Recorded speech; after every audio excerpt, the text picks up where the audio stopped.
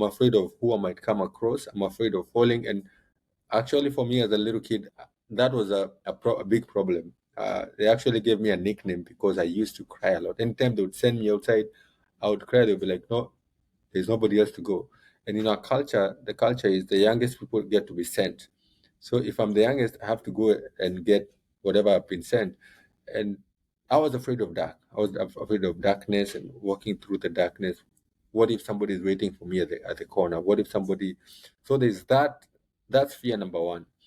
Fear number two is like, what about tomorrow? What are Mm. we gonna eat tomorrow?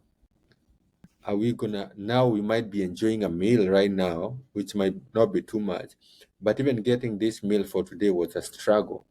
If today was a struggle, how about tomorrow? And you wake up the following day thinking like, is there gonna be anything today? Am I gonna go hungry again today? And the third kind of fear is like, what's my future gonna be like? Am I gonna end up like so and so? Am I gonna end up like so and so?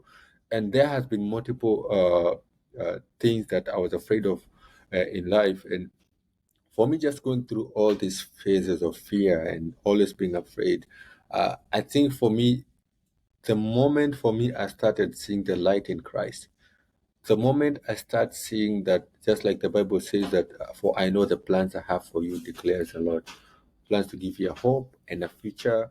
Like when you start, and that's why I said, giving somebody the word of God, giving Jesus is the best gift, Yeah. because the way to overcome fear for me was through the scriptures, was through believing in God, that knowing that, you know what, this is what God has promised.